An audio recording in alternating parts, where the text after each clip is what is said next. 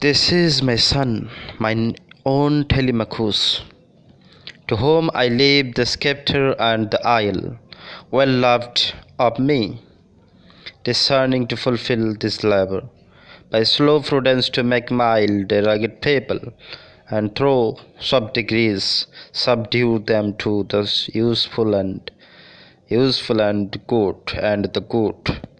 Most blameless is he, centered in the sphere of common duties, decent not to fail in offices of tenderness, and pay meet adoration to my household gods. When I am gone, he works his work, I mine. In these lines, the mythological hero Ulysses, the speaker of the dramatic monologue Ulysses by the British poet or Victorian poet Alfred Tennyson. In these lines, Ulysses uh, introduces us his own son Telemachus, to whom he is handing over his kingdom. And in these lines, he introduces his son as a decent person and also as responsible for his kingdom and his people. And he is dutiful to his common duties and a responsible boy who knows how to rule among the people, how to manage all the situations as a king. This is my son, mine own Telemachus, to whom I leave the sceptre and the isle. Ulysses says that he introduces his son Telemachus, to whom I leave the sceptre and the isle. Telemachus is the person to whom Ulysses is leaving the sceptre and his isle, that is the kingdom of Ithaca, well loved of me, discerning to fulfill this labor by slow prudence to make mild. And Telemachus is well loved of Ulysses. As a father, he loves his son too much, and he believes that his son Telemachus is responsible as well as eligible person to be king of the kingdom Ithaca, a rugged people and through soft degrees. And he is quite eligible and perfect for the people of the kingdom, because he is a man of soft degrees, subdue them to the useful and the good. Most blameless is he, centered in the sphere of common duties, decent not to fail in offices of tenderness, and pay meet adoration to my household gods. When I am gone, he works his work, I mine. These lines introduces his son as a responsible person, and to whom he can live his kingdom, and he can be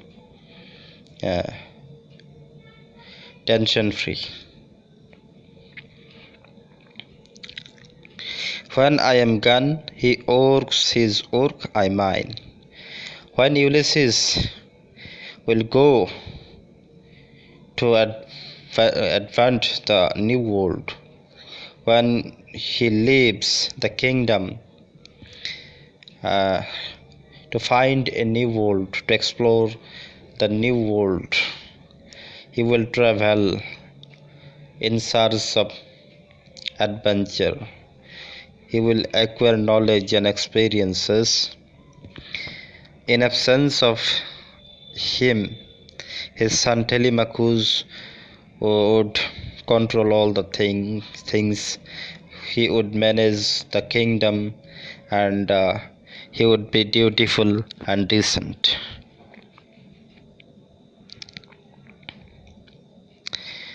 Telemachus and Ulysses, these two persons can be compared to the two values of the Victorian period, that is the old values and new values.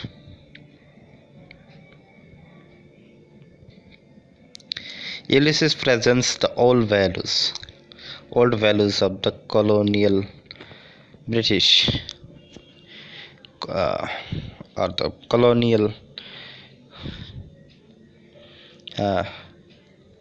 England, and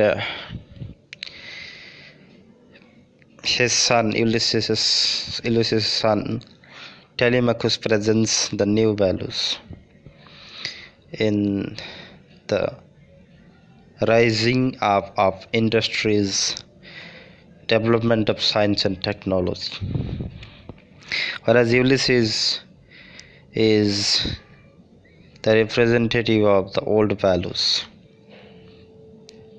a person with full spirit of exposing the world, traveling and adventure. There lies the port, the vessel puffs her sail, there gloom the dark bird seas, my mariners, souls that have toiled and wrought and thought with me, that over with frolic welcome took the thunder and the sunshine, and opposed free hearts, free foreheads, you and I are old.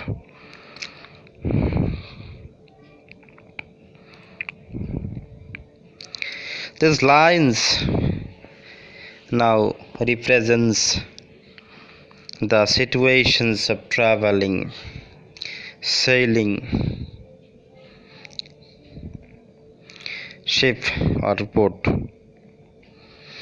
There lies the port, the vessel puffs her sail. There gloom the dark bird seas, my mariners, souls that have toiled and wrought and thought with me. Ulysses' mariners are quite supportive to him. They think as he thinks. They do as he does.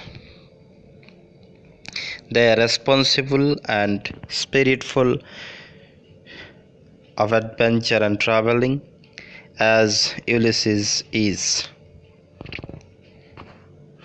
They have the souls with the same wishes and likes as Ulysses has. Souls that have toiled and wrought and thought with me, that ever with a frolic welcome took the thunder and the sunshine, and opposed free hearts, free foreheads, you and I are old. Though they had faced many problems in their journey, the thunder and the sunshine, and opposed free hearts, free foreheads, even I are old. But they always opposed the idea that Ulysses and his companion became old. They lost their capacity, physical capacity, so they should not go to the travel more. They should not go to the travel once again. But they did not have such spirit. They had the power of will and they were determined. Old as had yet his honor and his toil. Ulysses says that old as has yet his honor and his toil, death closes all. Old is not a curse, but it is a blessing to experience the transition in life, to experience the experiences, other experiences, to understand him own self and it is understanding midst the understanding mid midst the understanding of the other things around us. So old age is not the curse, it is the blessing, and the old age has his own honor of his own or of its own. Death closes all. It is a genuine thing that death closes all. Everyone has to die one day. It is a natural phenomenon. No doubt, every man has to die one day. So Ulysses is not afraid of death, but he accepts the reality of death, the reality of nature. But something at the end. But they had to do something more before they die. It was their spirit, it was their will, it was their determination that make them strong in their desire to fulfill.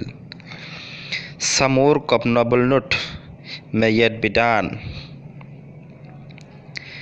Ulysses says that some of the other works,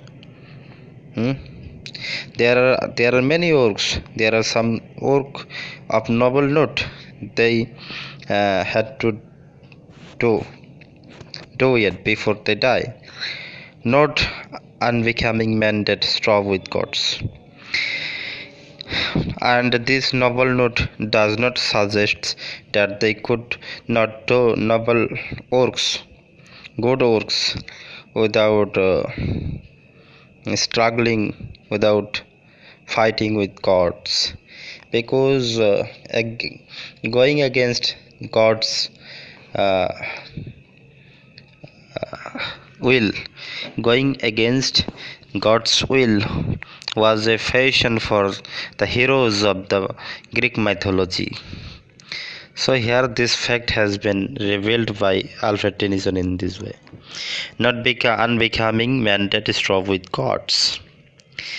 They had to do some work of noble note, but it does not mean that they should not strive with gods. The lights begin to twinkle from the rocks. These next lines. The long day wanes. The slow moon climbs. The deep moons round with many voices. These lines introduces the inner voice of Ulysses, that the nature is calling them to start their new journey for discovering a new world. The lights begin to twinkle from the rocks. This is the beginning of their welcoming by the nature. The long day wanes, the slow moon climbs, the deep moons round with many voices. Come, my friends. The only voice Ulysses now can hear. Come, my friends. The nature is calling all of them. Nature, or we can say the inner voice of Ulysses, the heart and mind of Ulysses is or was chanting only one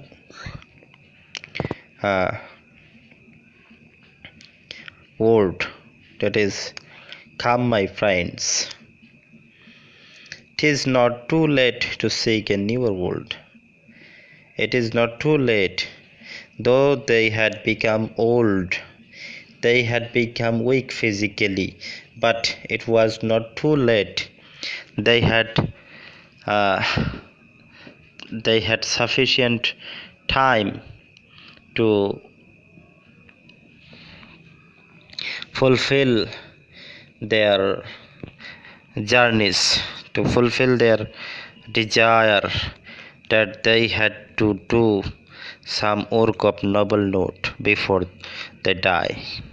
It is not too late. Push off, and setting while in order, smite the sounding furrows, for my purpose holds the sail beyond the sunset, and the buds of all the western stars until I die.